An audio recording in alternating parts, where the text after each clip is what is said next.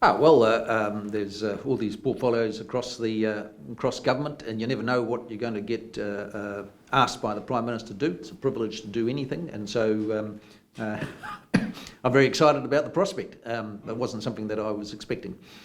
Having been able to sit with it for a while, at this point, what are your priorities in the role? What do you hope to accomplish? Well, there's a sort of narrow slice of things that the Ministry of Pacific Peoples is responsible for and do, and they've got serious things. But of course, that's only a very small slice of what the overall government effort is that has beneficial outcomes for Pacific peoples and all New Zealanders. So, if you think about it, the education system is critical to Pasifika outcomes, and getting kids at school, having a decent curriculum, all those sorts of things are very important.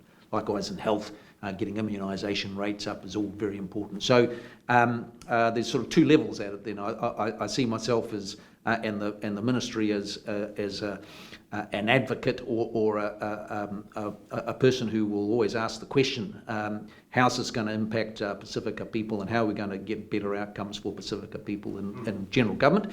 And then separately, within the Pacific people's realm, we've got a 50 or 60 odd $1 million that's focused on particular programs and projects, and I want to make sure that they're getting the best results as they can out of those. I want to talk about outcomes in particular. I mean, you go to a South Auckland community or a Porirua community made up mostly of Pasifika, it's fair to say they're having a really rough time at the moment in terms of unemployment, in terms of higher victims of violent crime rates, higher incarceration rates. Like, any number of these things could paint quite a grim picture of how Pasifika are doing right now relative to the rest of the population, right? So, like, what more can we be doing to support those communities at the moment? Well, I mean, the answers are, in most cases, the broader answers across government. I mean, yes, we want to grow the economy, create more jobs, and a thriving, growing economy, creating jobs will certainly provide more opportunities for Pasifika New Zealanders. It will also offer opportunities for other New Zealanders, and so that's fundamentally what the government's all about. Secondly, we want to deal with the pressures on the cost of living that families have, and so the changes that we introduced, just short-term changes to deal with the fuel costs and the changes to working for families, extra $50 in people's bank account, of course will have an impact for everybody, but particular impact for Pasifika people. So all of those things that we're doing generally, and making sure that our education equips our young kids to succeed in a modern world is highly relevant for improving outcomes for Pasifika children who, in the Auckland context, are a very significant part of the cohort of kids in school in Auckland. So I'm not one of the ones who says our solution for Pasifika people is to have this little thing out to the side that we're focused on. It's integral to everything we do in government. I mean, the perspective changes between Labour and national governments on Pacific-related policy. You can kind of see it in their approach to how they treat the ministry, etc. Like, I guess the question's about a targeted approach, right? Yeah. We're talking about a community which is disproportionately, they're bucking the trend in many ways, especially with those really recent violent crime victim stats, right? Pacific were the only group to actually increase while every other group decreased. For many, it could suggest a need for a targeted approach, something specific to them. Well, no. In general, I think Pacifica are a significant slice of the country and the population, and so they benefit from the things that we're trying to do. I mean, wearing my Justice Minister hat, our sole focus and target is to reduce the number of victims of crime. Pasifika people are more likely to be victims of crime, and so they're more likely to benefit from this overall approach, which is to reduce the number of victims of crime.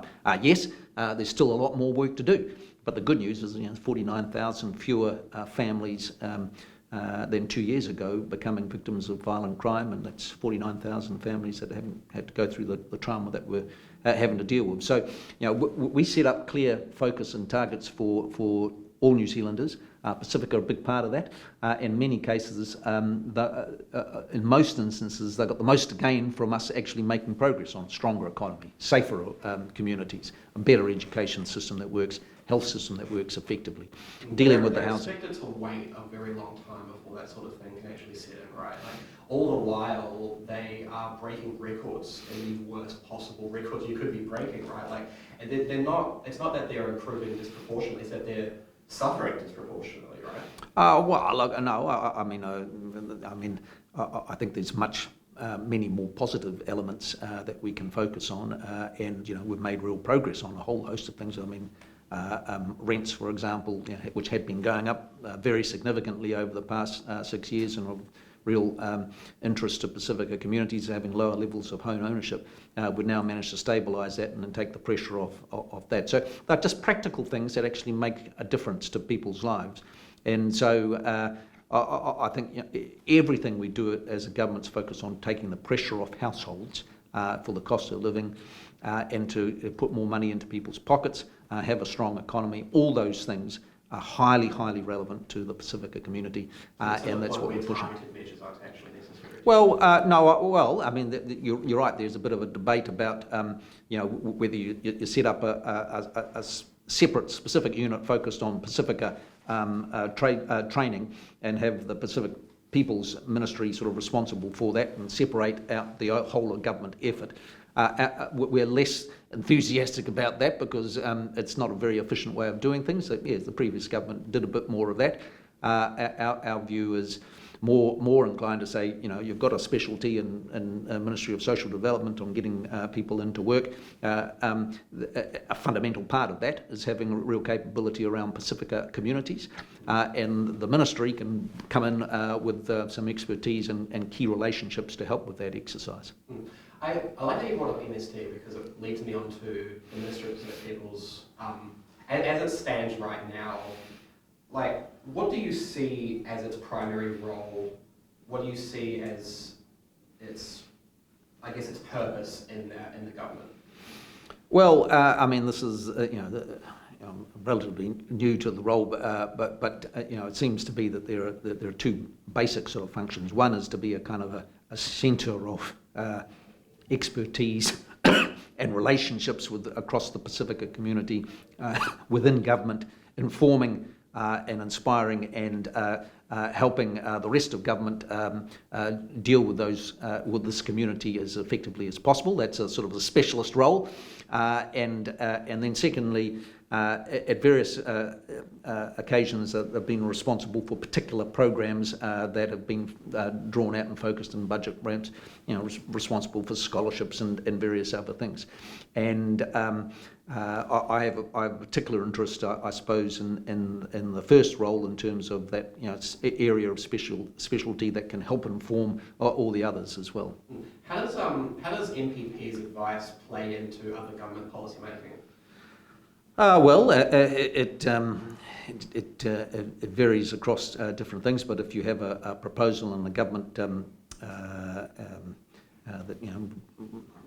proposing to deal with housing affordability, for example, which is a real issue in Pacific communities, my expectation is that as part of the discussions that lead to a government policy and a cabinet policy, the ministry will be very much engaged in that and having something useful to add to that discussion, and say, well, this is relevant here, this is relevant there, and can contribute to a better quality outcome. No guarantee, I guess, that a minister reading a piece of advice from MPP would take it as seriously, perhaps, as you would like them to, though, right? Oh, well, that's a challenge for any government department, is the credibility and the weight that they carry is built up over time, and it's very much part of my role as a minister to be working closely with the department to get it as respected and strong as it can be. And then that other role, where there are some policies being delivered. I guess the question for years now has been its relevance in the political scene, and your coalition partner has openly advocated in the past for scrapping it. I mean, at this point, given that it has also faced budget cuts over the last 2 years, like, why not get rid of it? Like, is it just a redundant? Well, I think I mean, you can have a debate and discussion around the way that the public service is configured, and whether you should have fewer or more government departments. And the Prime Minister has been clear that we're not going to be changing that in this term. But there are discussions that can be had. But I think there'll always be a need and a requirement for, I think, some specialist understanding and relationships across the Pacific communities within government. Now, exactly where it sits is something that you can debate and discuss, but it definitely needs to be there. And because I think, it's blindingly obvious to everybody in New Zealand, Pacific communities are a very significant part of our demography, and our relationship with the Pacific is very important on a whole host of levels. There are many challenges across those communities that we want to, if you think of New Zealand's prospects in the next few decades, we will succeed much more as a country if our Pasifika communities are succeeding to a greater extent. And so how we go about doing that is of relevance, not just to Pacific communities, but to all New Zealanders. And I guess, because this government values efficiency, right, in the public sector, and at some point you must have thought, would it be more efficient in terms of the Pacific targets that we're actually focused on to just deliver those out of MSD, right? To have that popular expertise in a different ministry, Well, yeah, I think you need a bit of both. Yes, I mean, all core agencies who are dealing with New Zealand population as a whole, whether it's education or health or obviously need to be considering how they're going to get good outcomes for all New Zealanders, including Pasifika people. But I think there's also scope for having a particular centre of expertise in the government through the department. To that effect, how do you feel about the way that MPP has fared in the budget over the last 2 years while you weren't in the portfolio? Well, I think it reflects two things. One is that the government's finances were out of control under the previous administration. We're running massive deficits, huge increase in debt, and so we've got to make savings across the board. And then secondly, it was this difference of view between a previous government, which thought having a separate program to get young people into work run by Ministry of Pacific Peoples is better than having a broad social development project, and we're not convinced by that argument. Actually, all it means is that you've got a small subscale arrangement over here and another one over here, and that doesn't necessarily lead to better outcomes. And so, and we make no bones of the fact that you had all these in the previous administration, more money, more specific projects, but some of the core things that actually make a real difference, such as immunisation rates for kids, were falling off a cliff. And so we as a government are focused on the things that really make a difference. And that's why we've managed over 2 years to be able to turn around immunisation rates for Pasifika people, and we want to get them back to where they were back in 2017, which is a long way away. So, yep, you can set up different projects, but it's the outcomes that really matter. Yeah, fair enough. In terms of, I guess, as somebody who is on ministers' cases about, you've got to include those Pasifika communities, it's a question of, I guess, you're across a number of different policy areas in that sense, right? Yeah. So, what do you see as the biggest policy challenge facing Pacifica at the moment, aside from what we've already talked about? Well, I think those challenges are the core challenges right across. Is a strong economy that creates jobs, that create incomes that can deal better with the cost of living pressures that we face. That's around good quality education, good quality health system, and safer communities where people can feel safe. Those are the sort of core foundations that are relevant to all New Zealanders, including Pasifika. And then there's look, I mean, it's as broad and deep as the country that we live in. I'm the arts minister. The Pacific contribution to the arts and creative sector in New Zealand is massive. My greatest heroes are Pene Bhatti and all those. Just incredible. And so that's something that is very positive, and we want to foster and grow. So it's broad and it's deep. And that advice component of your role, I mean, is that something, like I have to come back to what extent are ministers really going to be taking that kind of MPP-generated advice seriously when they have a mountain of papers on their desk, right? Like, did you, before you were in this role, did you take that seriously yourself? Well, I think that's a core challenge for any ministry across the board, and so you've got numerous departments who will sort of chip in with their view on a particular topic, so the measure of success of a entity such as Pacific Peoples is the impact that they have. And so it's early days, but my engagement with the chief executive and the team there will be to encourage them to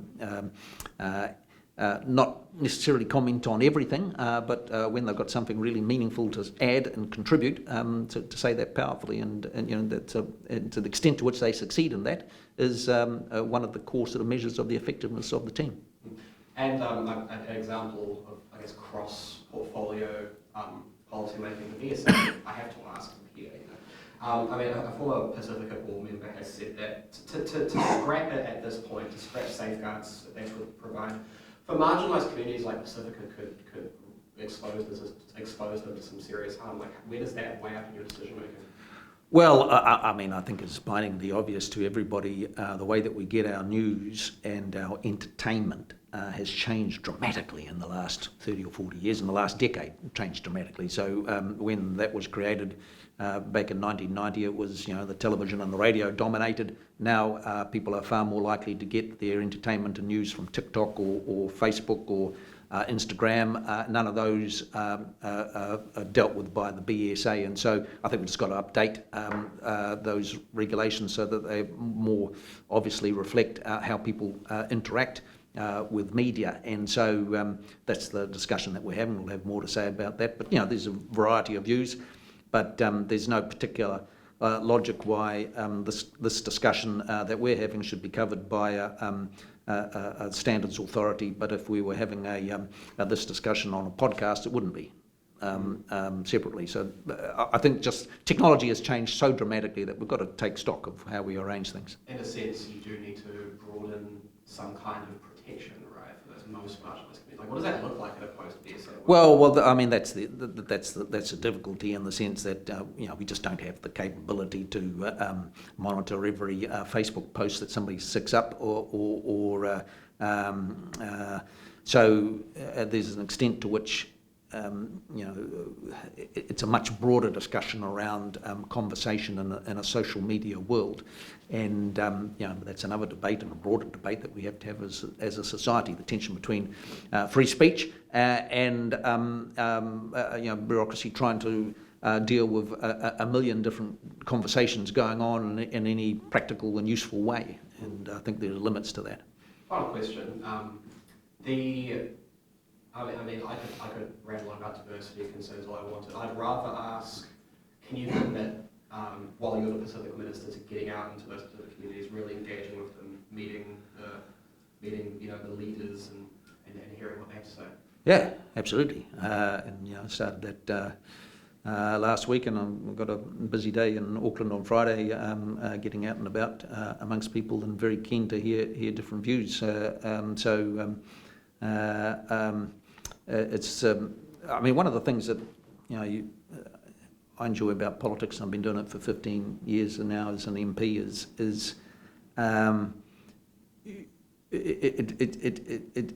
your work sort of takes you into groups and of people, of New Zealanders that you wouldn't in your ordinary life necessarily have a deep engagement with, and opens you up to new sides of New Zealand and new slices of New Zealand society, and that's endlessly stimulating. It's a huge privilege, And of course, it's incumbent on me to listen and to engage and to carry on that conversation. So I'm very excited about it.